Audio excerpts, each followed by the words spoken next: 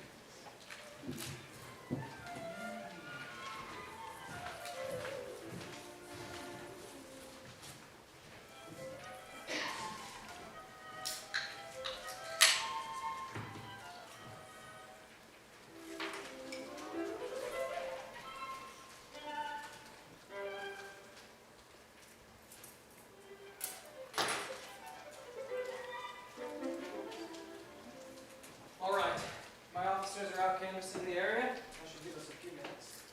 What can you tell us, Dr. Watson? Single stab wound to the solar plexus. Cause of death is most likely blood loss. I don't see a whole lot of blood. Where'd it go? The best guess is that the murder weapon entered through here, went through a major artery, and caused massive blood loss. Internal bleeding. It's a good bet that that is a murder weapon. Letter opener. Right. But what I really want to know is why. I don't like the timing of this at all. Are we sure it's him, Lestrade? Our victim, Daniel Burke, banker, son of Sir Edmund Burke.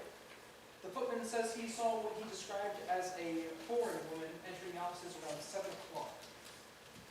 As Mr. Burke was known to entertain certain female visitors after hours, he did not think much of it at the time. When she left visibly upset and in quite a hurry, he went to go check on Mrs. Burke. She couldn't have been here long, 15 minutes tops. Daniel Burke was our first real lead in promise. We'll be right back to where we started unless we can figure out what happened here. It can't be a coincidence this just happens to be the one man who can lead us to you-know-who. The professor. Such a ridiculous name. I don't know why people insist on calling him that. Quiet, Inspector. Watson needs to concentrate. Sherlock, come take a look at this. You see that fresh bruising on the back of his hand? And look right here. I see. The picture is becoming quite clear. What have you found? Hair, human certainly, and probably female given the length, rather dark and thick. You will need to tell your men to collect it carefully, as it may go a long way to help us identify the victim. The murderer, you mean? The victim is lying on the floor. There's no signs of forced entry on either the doors or the windows. And note the way he's dressed. Coat, waistcoat, tie in a proper knot. Mr. Burke was expecting company. I wonder, Watson, left breast pocket, and you can smell it on him. Dutch courage. Mr. Burke needed to strengthen his resolve before this meeting. It was not a typical romantic encounter.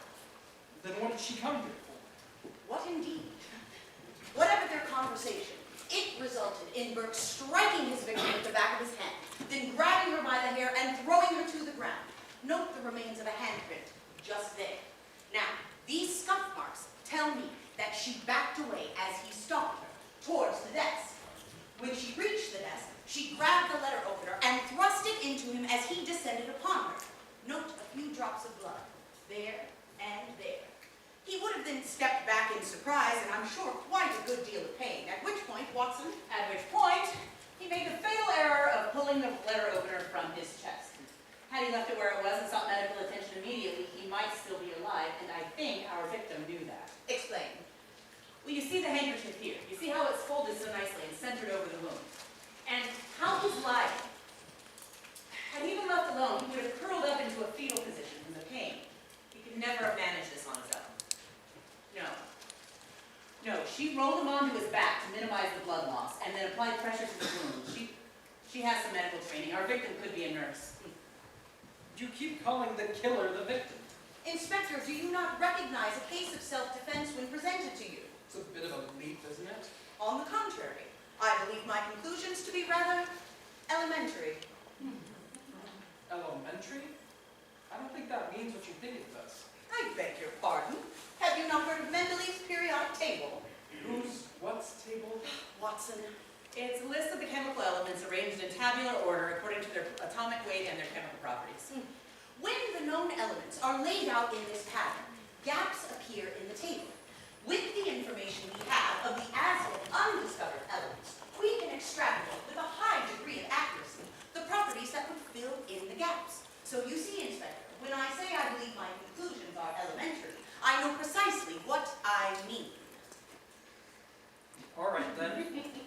If it's so cut and dried, where is this victim of yours? Why run off? Why not call for help or go to the police? My dear Inspector, there are situations in which help and the police are mutually exclusive concepts. I assure you, no one is more aware of that than I am. What are the circumstances in this case? Well, the description of a foreign woman might be an indication, but other than that, I have no idea. All right. My men will be back any minute. You know the drill. Yes, we'll leave you to it, Inspector. I believe the victim will need to be located immediately for her own safety. I shall inform my knitting circle. Right. Your army of irregulars. Just remember, this is an official case, Miss Holmes. Self-defense or not, you can't have a death on your hands without at least answering a few questions about it. Whatever you find out about this nurse, victim, foreign woman, we'll have to go through. I would expect nothing less. Good evening, Inspector. Ready, Watson? Ready. Back to Baker Street.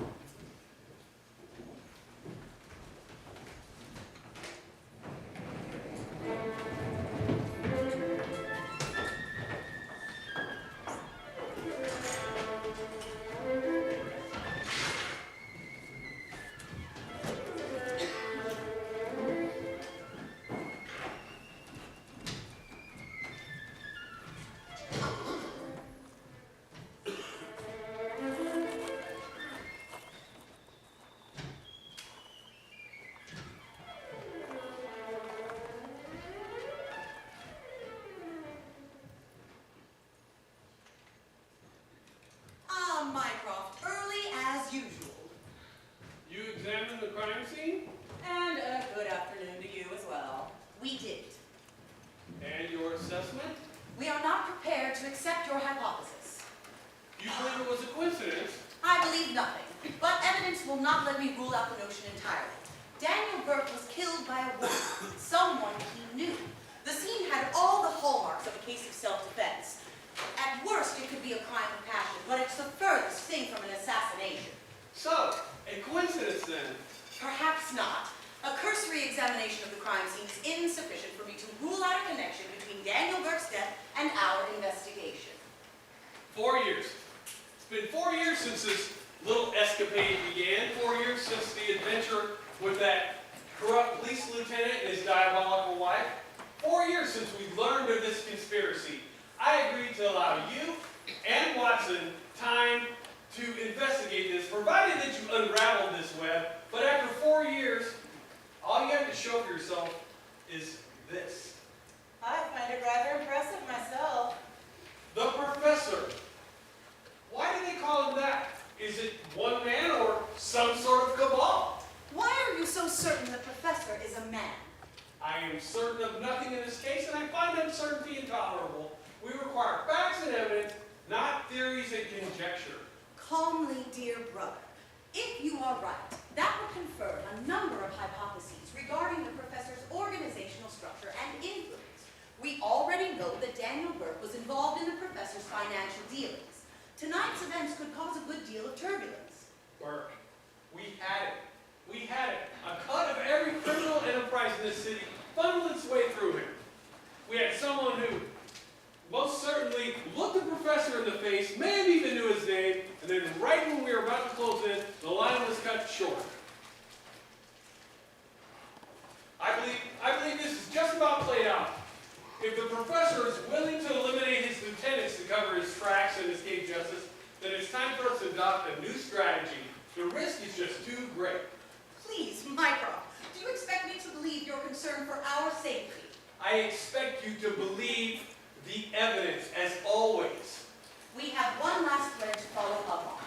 The foreign woman. Let me find her for you. I can give you a few days. After that, I will have to reconsider our options.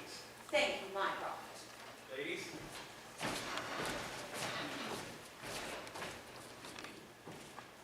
So, do you really think the professor could be a woman? Of course not. I just knew how much it would annoy Mycroft. Does he really think he can make us stop after all we've done? He runs a hidden branch of Her Majesty's government. I think Mycroft believes he can do anything. Sherlock, how bad is it really? I thought Burke was the break we've been waiting for. He may still be. I'm not sure. As obvious as it seems that Burke was killed to prevent him from speaking to us, there's something elusive here. This murder is either much more complicated or much simpler than it seems. I shall have to think on it. Right. Well, I know what that means. Try not to stay up too late. Off to bed then. Oh, eventually.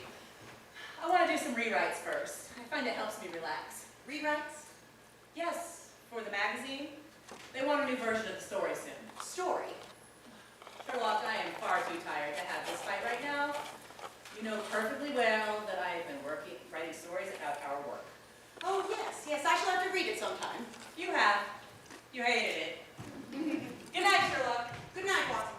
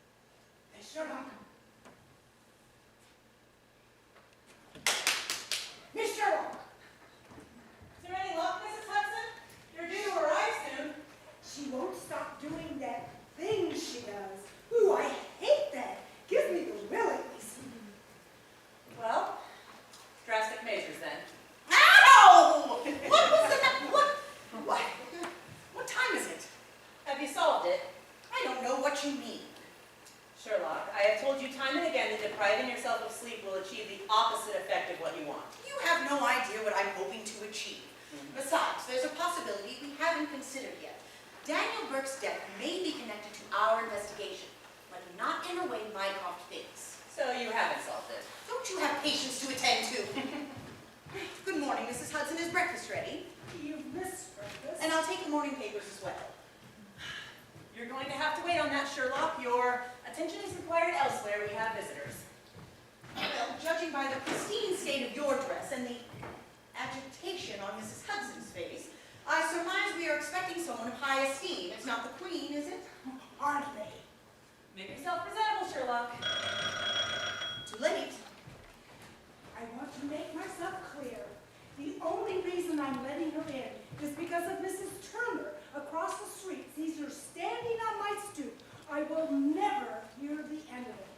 I don't care how famous she is. She's just lucky she sent a note first. What note? The note that arrived this morning before breakfast, which you missed because you were sleeping with your eyes open again. Sleeping? How dare you? Best behavior, Sherlock.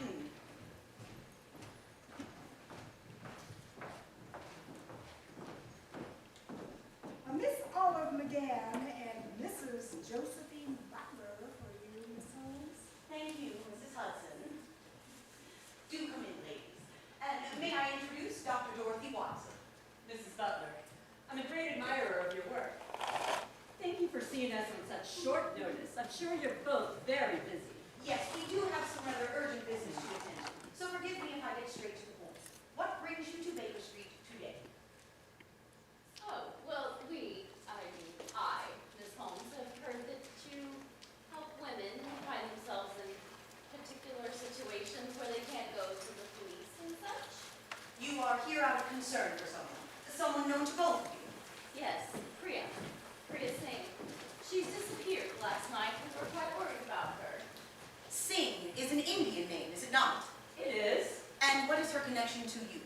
Miss Singh is a nurse who works with us at the LNA. She runs our clinics and helps us create women's literature regarding women's health and disease prevention. The LNA. The Ladies National Association.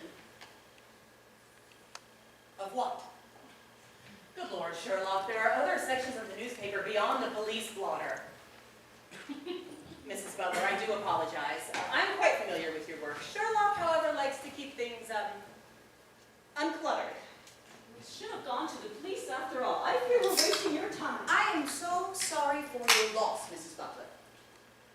Miss Singh is I was not. referring to your daughter. I beg your pardon. The portrait you wear. I estimate the child's age to be around 5 years old. Tell me, did her death cause you to break from the church? Oh, Sherlock. And the prayer beads that you wear. On most Christian rosaries, the beads are arranged in groups of 10, called decades. But yours, however, follow your own customized pattern, which tells me that you are a believer, but you will not let an institution dictate your level of devotion.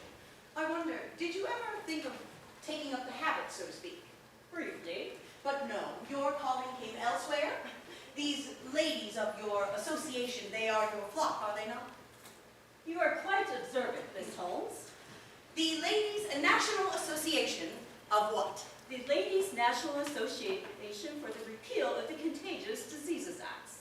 Rather cumbersome name, that. We prefer to be unambiguous. Which I fully support. Now, what can you tell me about Miss Singh? Priya would tell us what happened last night, but whatever it was, she's gone into hiding. Hiding implies someone is looking for her. Do you believe this to be connected to your organization? We receive our fair share of threats, but if there's such a connection, Priya would have informed me. And she works in women's health. Was she working on a specific project lately?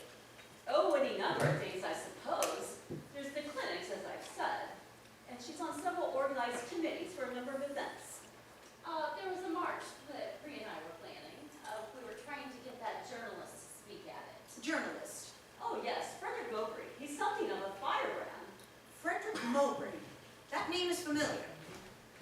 He recently published a series of articles in the Manchester Guardian regarding the repeal of the Contagious Diseases Act. He plans to stand for election in the next round and has asked for my support. If elected, he intends to bring a bill to repeal the acts. Have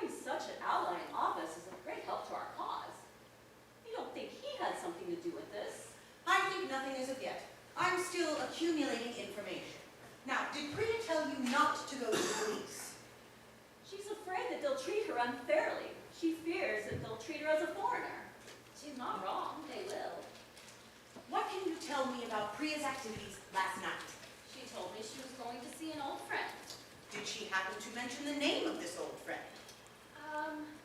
It was Burke something. David, Daniel, I think. Does that name hold some significance for you? I must first ask if that name holds any significance for either of you. Well, some. Priya grew up in the household of Sir Edmund Burke. Her parents were in service to the Burke family. Fascinating. What happened last night after Priya left? I left the office about 7:30, and I got halfway home and heard someone calling my name from the alleyway. It was Priya. At first I thought she was just playing a joke, but she was all flustered and, well, she had some blood all over her. She said it wasn't hers, but she begged me not to ask any questions, and I just went and got her some clothes, but first I went and found Mrs. Butler. Curiouser and curiouser. What are the odds? What indeed? Miss Singh's old friend was Daniel Burke. Daniel Burke was Sir Edmund Burke's son. Daniel Burke was killed last night. A foreign woman was seen leaving his offices just after 7 o'clock.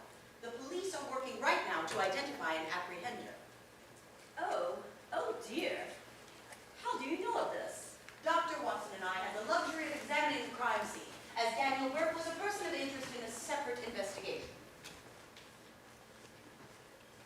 But Priya was a nurse. She wouldn't hurt anyone, for God's sake. Indeed, we believe she attempted to apply her skills to save Burke's life. Hers is a clear case of self-defense. Then we should have gone to the police after all. No, Priya was right.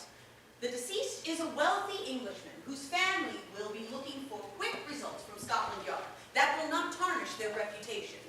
The police will not be inclined to hear an argument of self-defense from the child of immigrants. Have you any idea where Miss Singh is now? She said she was going to meet some friends down by the docks and try to get out of the city. And how did she intend to do that? Was there an acquaintance to whom she could turn for help? I'm not certain. She has no family left here. She has several friendships among her fellow nurses, and she's maintained a connection to the Indian families in the city. And if she's afraid of putting me in danger, I don't see her putting anyone else in that position. What about you, Miss McGann? Do you know of any friends or acquaintances that she may go to for help? Olive? Yes? Oh, I don't think she'd want me to say. Oh, please, Miss McGann. I'm sure Priya would understand given the circumstances. You know Mr. Worthington. Your tutor? Tutor. For clerical work. I was hoping to move up into the association someday, maybe get a proper job. Priya had come by the office a few times to visit me, and, well, they got to talking, and I know she went back more than once. Really, I had no idea. Oh, I don't think there's anything improper going on. Mr. Worthington's a very nice gentleman, and Priya was fond of him, so maybe if there were someone that she would go to, it would be him. How do we find this Mr. Worthington? Oh, he has an office where he sees his students. I'd be happy to take you there. Yes, of course. That would be very helpful. Mrs. Butler, we will take the case. For the time being, I recommend you do not speak of this to anyone outside of Dr. Watson and myself. We will make some inquiries and keep you apprised of what we find out. Very well. Olive, will you just help me find a cab? Of course, Mrs. Butler. Thank you, Miss Holmes. And for your information, my daughter's name was Eva. And no, I had left the church long before she passed. Good day, Miss Holmes. Dr. Watson. Please. Good day to you, ladies.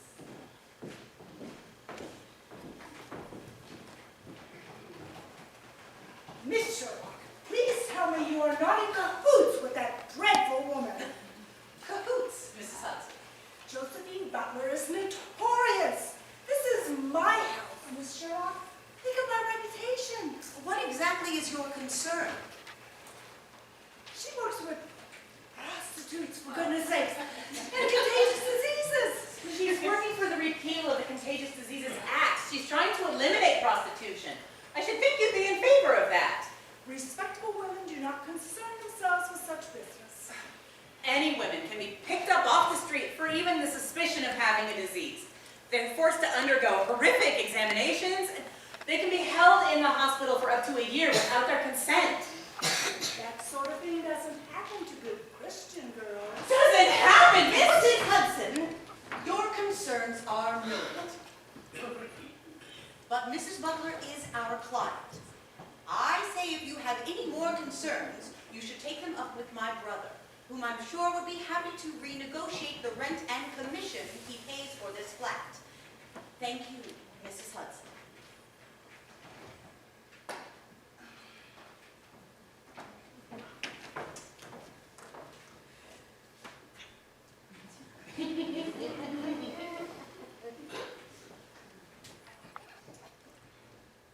So are we going?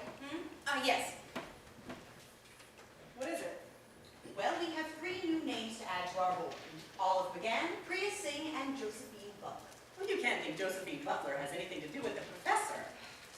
All this time spent, brick by brick, building the great stone edifice of our case, just to have it crumble at our feet due to the unlucky thrust of a letter opener. Then, the very next morning, up from the wreckage comes this thread, a lifeline, or a lure, perhaps, to pull us down into the darkness. I don't like it. Yes, I see what you mean. But there's a problem. What? Priya Singh. Whatever else, that young woman is in trouble. And it's like you always say. If we don't help, who will? Precisely. Damn it all. Watson, come along. Every second wasted is time gained to our opponents. And who are our opponents in this case? Scotland Yard, for one. Inspector Lestrade is our ally, but his institution serves other masters. Then there is the professor. By now, word is out about Daniel Burke's death, and if the professor didn't orchestrate it, he will be searching for answers as to who murdered his personal baner. Priya Singh has no idea the danger she is in.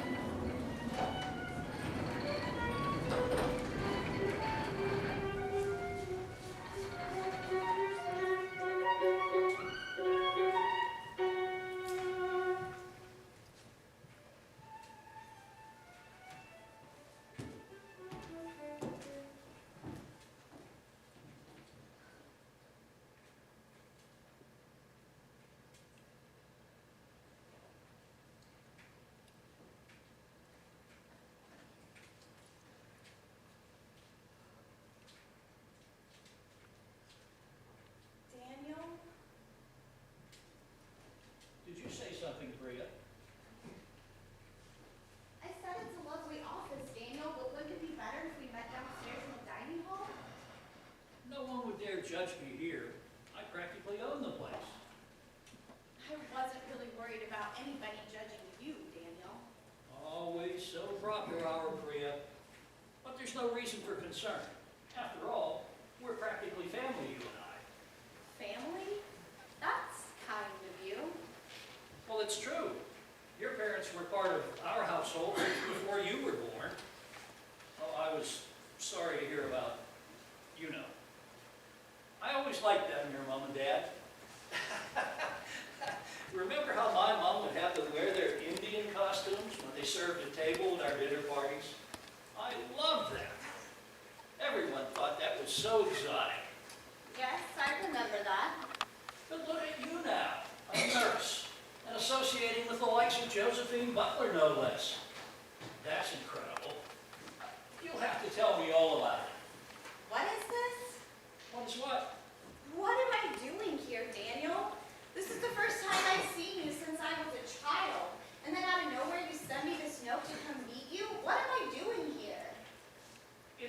to wake up, Priya. What? In Dublin's fair city, where the girls are so pretty, I first set my eyes on sweet Molly Malone. As she wheeled her wheelbarrow through streets broad and narrow, crying cockles and mussels, alive, alive, oh, alive, alive, oh, alive, alive.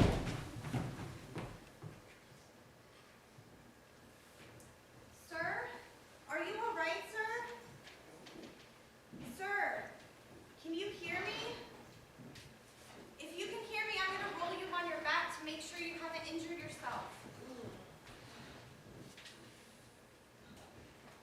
You have a cut above your eye. Please hold still. What's happening? You have a cut above your eye. You're going to need a doctor to sew that up, and you're going to want to keep it clean. Can you focus on my finger? Get your filthy hands off me. I'm a nurse. I'm just trying to help.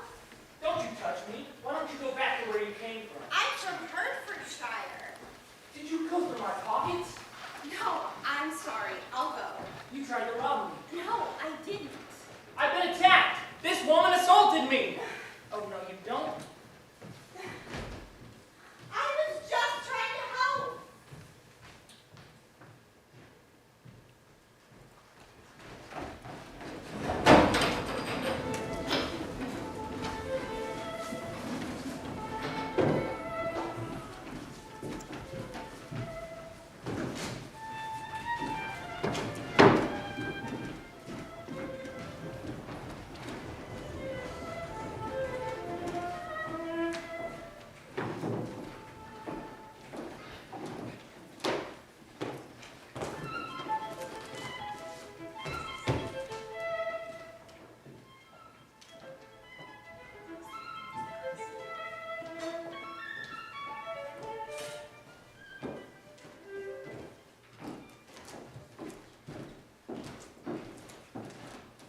Mr. Worthington? Come in, I'll be with you momentarily. You've not been here very long. Sorry?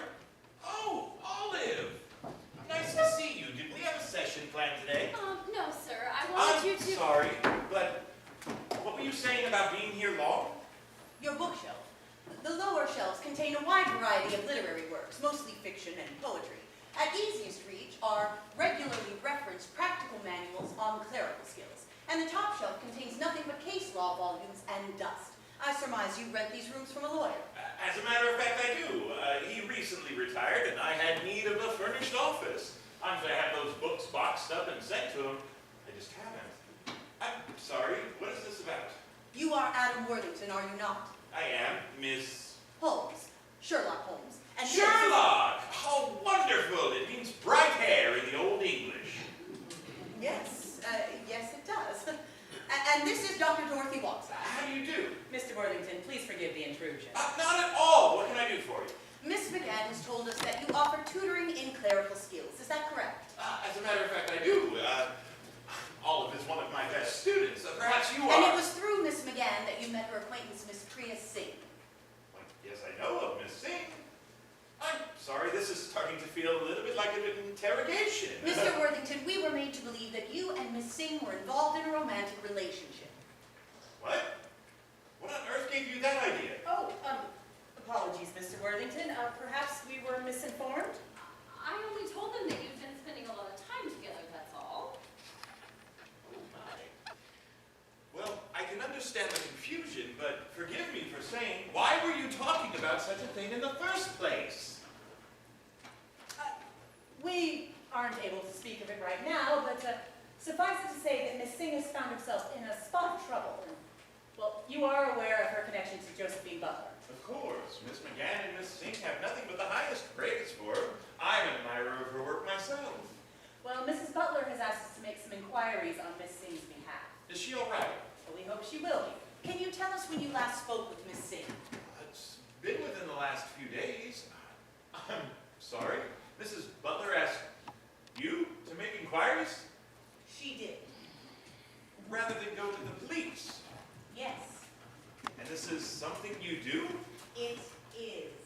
Well, I have to say that is wonderful. I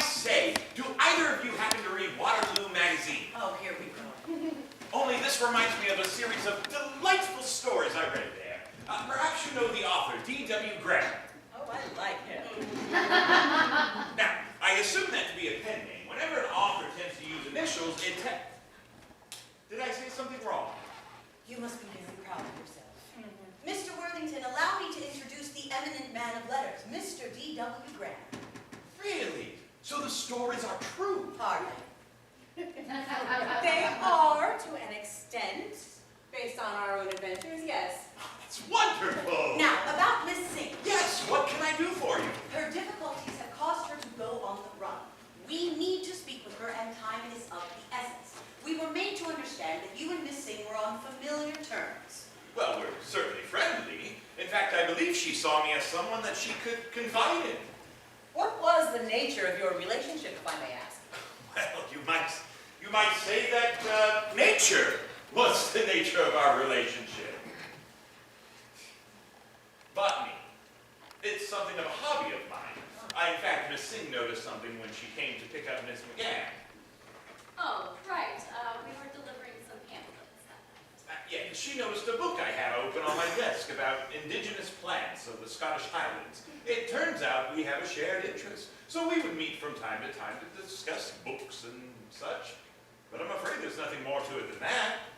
May I ask how you came to your position? As a volunteer, I teach literature at Ashford Hill Preparatory School up in Hampshire. But twice a week, I take the train down to London to teach clerical skills to women who are hoping to find a job or a service outside. Well, how shall I put this? Some of your students are prostitutes. Yes. It's okay, they're all of age, it's not illegal. You're familiar with his clientele, Miss McGann. It's all right, Miss McGann. You needn't speak of it.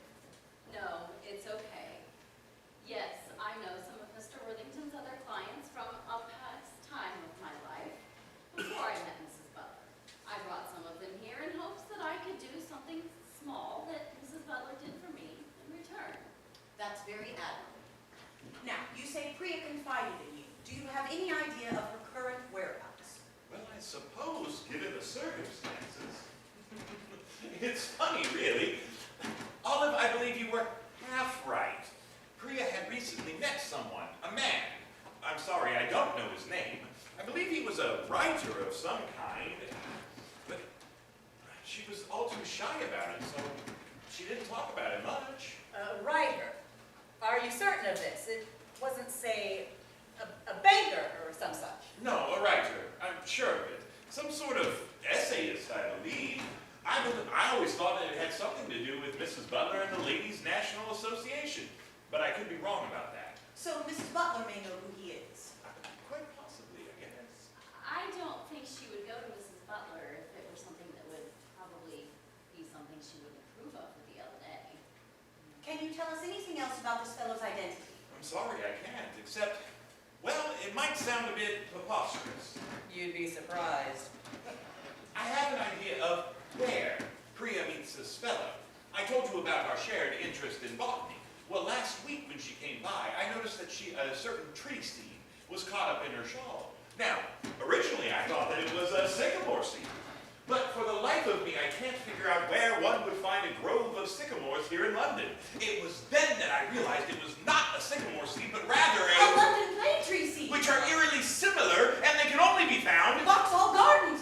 Watson, I need you to get the word out to the knitting circle to keep their eyes out south of the river. So you're off to Vauxhall Gardens then? I am. May I join you? I'm sorry, was that rude of me?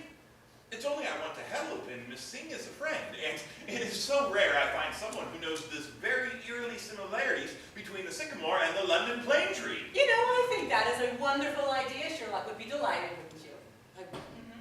I would. Yes, I would. Yes, wonderful. Well, then, Mr. Worthington, I will leave you in Sherlock's very capable hands.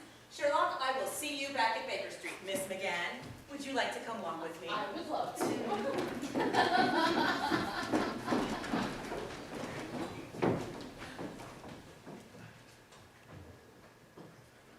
Well, Shall we go? certainly.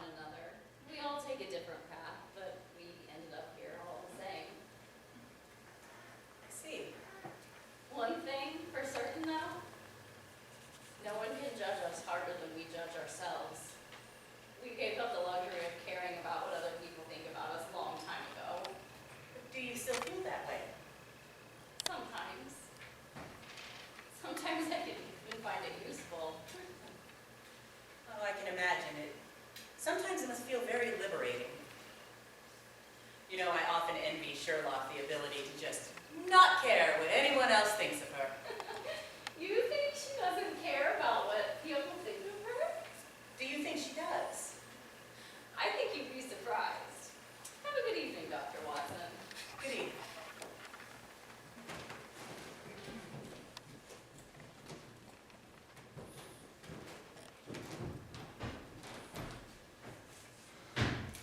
That had better be you, Mycroft. Such interesting company you keep, Dr. Watson. I do wish you'd stop drawing your pistol on me. Someone is liable to get hurt.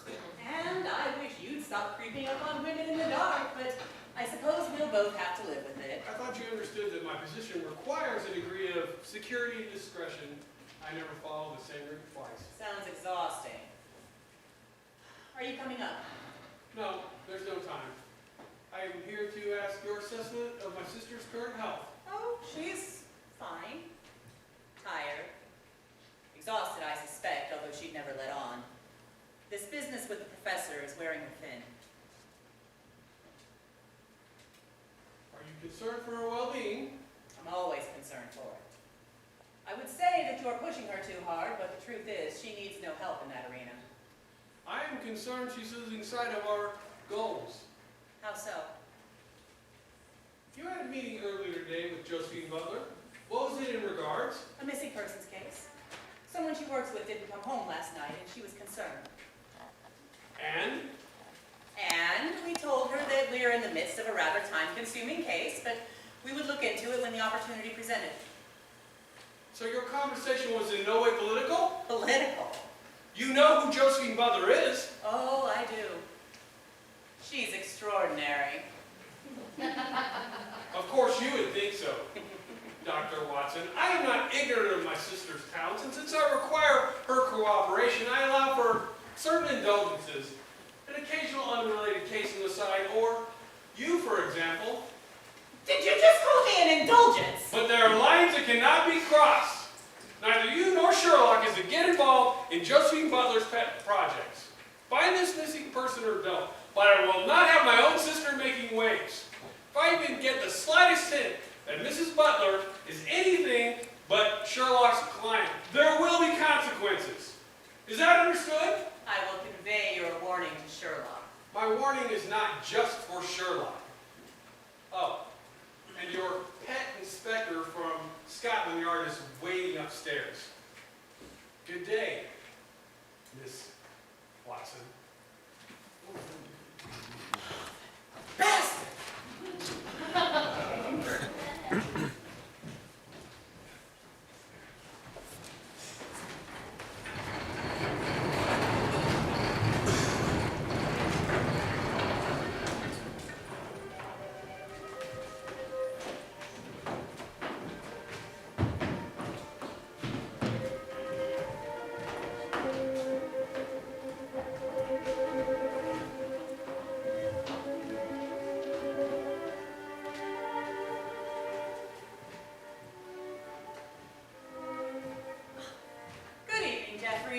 Have you been waiting long? No, not at all. Is Sherlock here? No, she's out following up the lead on a case. Is there something amusing about that? Well, perhaps. We interviewed a school teacher earlier, and, well, he seemed quite impressed by Sherlock. What? Oh, you should have seen it. He went on some tangent about tree seeds or some such. Well, I think Sherlock was quite impressed with his observational skills. What?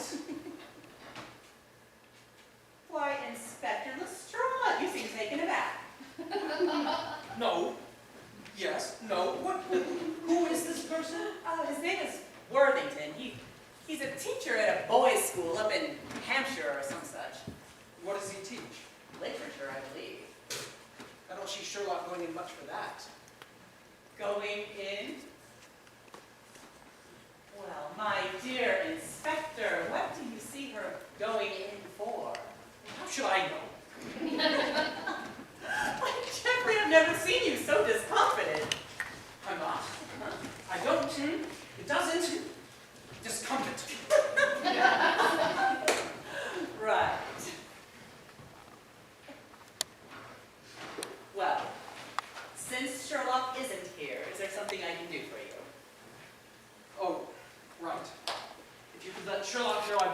a sighting of our murder suspect. A dock worker was assaulted this morning by a woman matching the description. Assaulted? Why on earth would she do that? Well, I've spoken to the man, and he's a bit of a bastard, if you'll pardon that language. I suspect he had it coming. But he's made an official complaint, and that's all I have to go on. All right, well, thank you, Jeffrey. This, business with the school teacher, is it related to the Burke investigation? Oh, it's too early to tell, but if it does become a police matter, Sherlock will keep you informed. Right. Got to get back. What was his name?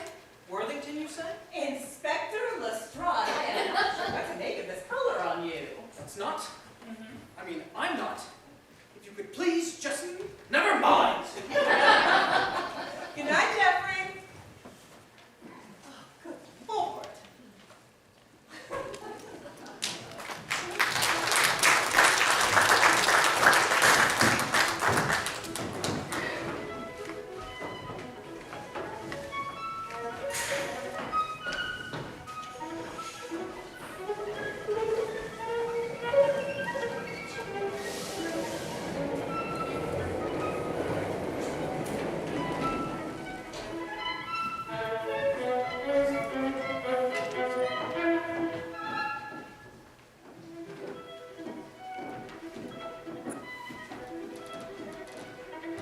You must be aware that the London plane tree was formed in, after you. The London plane tree was formed through hybridization in the 17th century, right here in Vauxhall Gardens, when an oriental plane tree was planted next to a sycamore, which, of course, as you know, is known as the American plane tree. It's what got me interested in botany first when I was a child. Oh, here we are. Oh, yes. Yes, those are the exact seeds I saw in Priya's shawl. This may very well be the spot she makes her rendezvous. Well, this location is not located near where Priya rents her rooms, nor is it near Mrs. Butler's offices. It must be convenient for that rider of hers. My thoughts precisely. There are a handful of factories to the west, between the gardens and the river. There are several pubs to the north, and a theater to the east. To the south, we have Kennington Lane, a cafe, a church, and the Winstead Hotel. I say, do you travel in this area often? No, but I am an avid consumer of maps, and if I find a place of particular interest, I will not hesitate to do a bit of urban exploration. Oh, that's wonderful. Hopefully you let me know the next time you go exploring. To what purpose? So that I might accompany you. Perhaps. To your liking. Or not.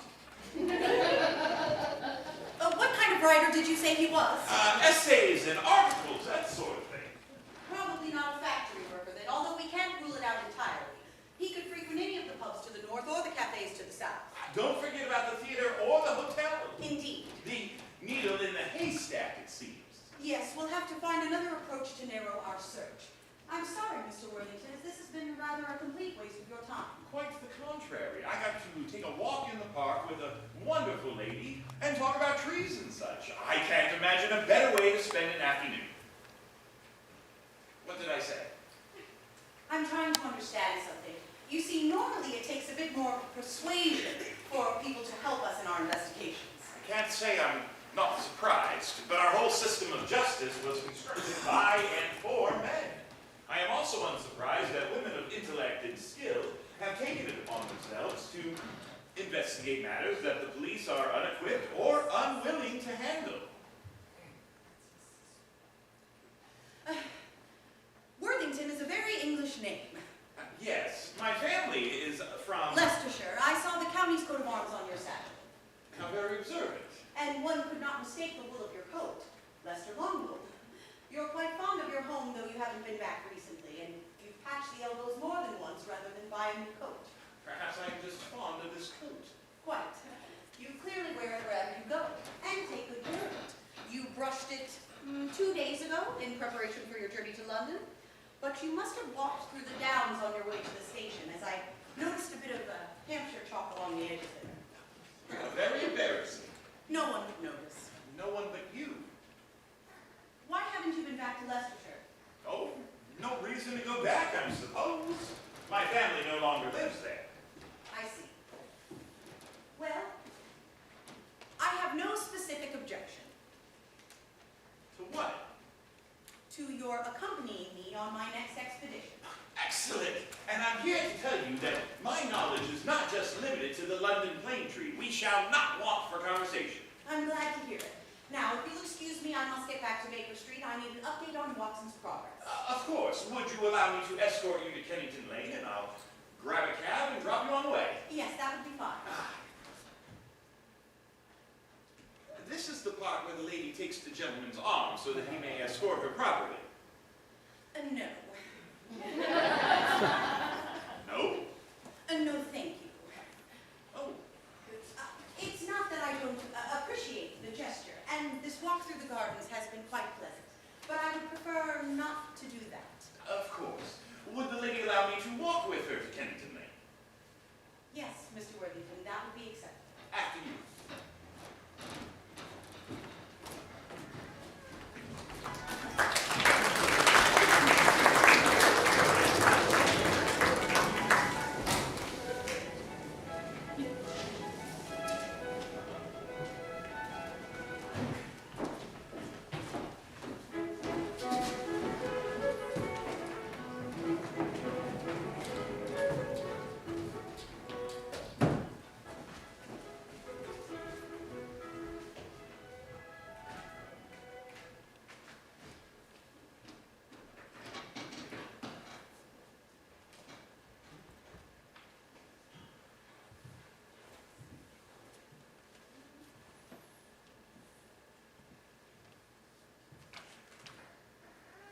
Excuse me. Can you please tell me where we are? Shoreditch Park, dear.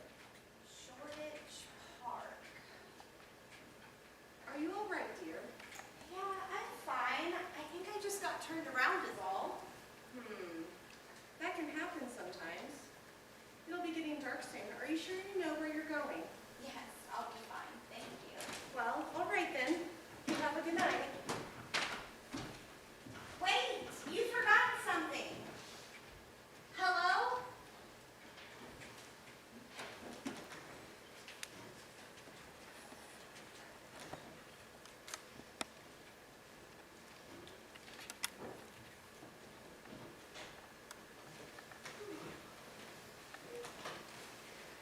What am I doing here? You're here because, well, to be completely honest, I need your help. Daniel? What are you talking about? I saw you, you know, about a month ago. You were with Josephine Butler on one of those infernal marches she organizes. You came to one of our rallies? Of course not. I happened to be making my way across town when I ran into the crowd. Imagine my surprise seeing you there, right at the head of the column. You were shouting something. What was it? I didn't come here to be made fun of, Daniel. After all my family has done for you, to march in the streets shouting like a harlot. Everything you've done for me? Who do you think you are? That's rich from someone like you. I don't have to listen to this. You're drunk. How well do you know Josephine Butler? What exactly is your connection to her? We operate clinics for women who... Whores? You haven't changed at all, have you? The same cruel man I remember. I need you to tell me everything you know about Butler and the LNA. I need to know who is involved with her organization. I need to know about planned demonstrations. I need to know what MPs, candidates, and members of the press you've been in contact with. How dare you speak to me like this, you pigeon-livered brat bag!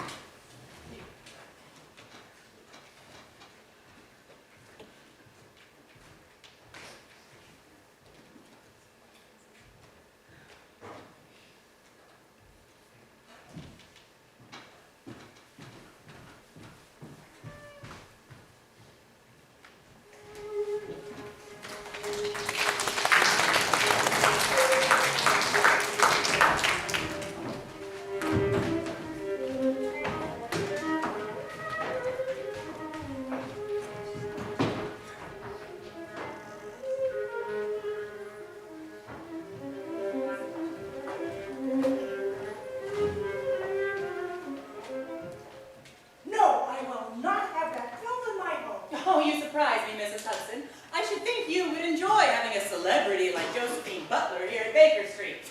Celebrity marching up and down the street shouting about contagious diseases and whatnot. Oh, she organizes protests against the Contagious Diseases Act. She's hoping they repeal the law. Parliament would not have passed such a law without good reason. Well, of course they had good reason. It's written right into the acts themselves. It's there to prevent men from getting diseases they are supposedly getting from prostitutes. But tell me, Mrs. Hudson, where in the law does it express where men have to govern their own behavior? Where do they have to get examinations? Why on earth would you expect men to When I was working at the hospital, do you know how many women came in with those exact diseases that these acts are supposed to prevent? And do you know where they got those diseases? Of course. From their husbands, Mrs. Hudson.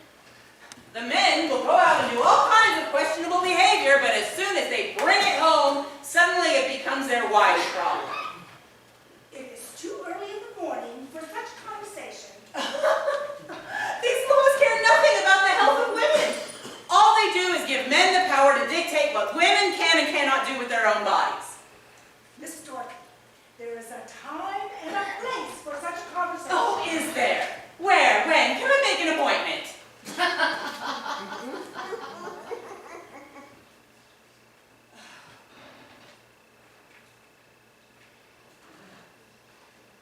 Mrs. Hudson, I apologize.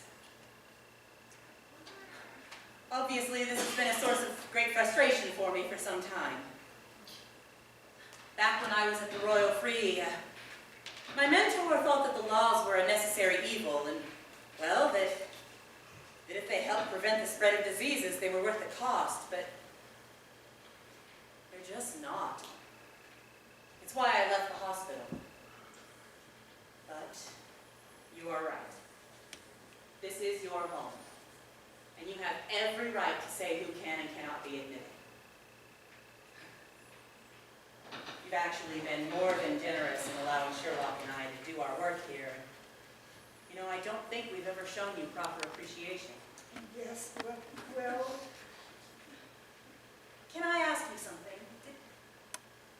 Have you ever read one of Mrs. Butler's pamphlets? most certainly not. Well, then I ask you, before you make a decision, just read one. I've already said that I am not going to be doing that. No, Mrs. Hudson, I promise it will have nothing to do with diseases or prostitutes. It's very short. One pamphlet. But if I have to call on the vicar afterward, you're coming with me. News from the knitting circle. Our Mrs. Wiggins spotted Priya near Shoreditch Park just before sunset last night. Shoreditch Park, but, well, that's nowhere near Vauxhall Gardens or Blackfriars. Priya is clever enough to know the police will be looking for her after that run-in with the dock worker. Well, how did Mrs. Wiggins know to look at Shoreditch Park? Mrs. Wiggins was the first member of the knitting circle. I've learned to trust her instincts. Well, then should we go tell Lestrade? I think for Priya's safety, we should keep our friend in the dark a while longer. But you trust him. Of course I do. But the assault complaint complicates matters. If we were to inform Lestrade of Priya's name and whereabouts, he would be duty-bound to take her into custody. I think our collaboration over the last 4 years has opened Lestrade's eyes to certain truths. But once the machinery of the law begins to operate, he will not be able to protect her, and neither will we. I don't like keeping things from him. He'll take it personally. He'll understand once all is said and done. He asked where you were yesterday. I didn't give him any specifics, of course, but, Mr. Worthington's name may come up. You didn't tell him the case was connected, did you? Oh, no, it wasn't so much that as it was his reaction. I think he was jealous. What? Of whom? Well, Mr. Worthington. I don't understand. Well, you know how you hit it off, so to speak. Hit it off. Yes, you know, with the case, how he wanted to come with you, walk with you, at the garden. You really have no idea what I'm talking about, do you? What's the matter with you?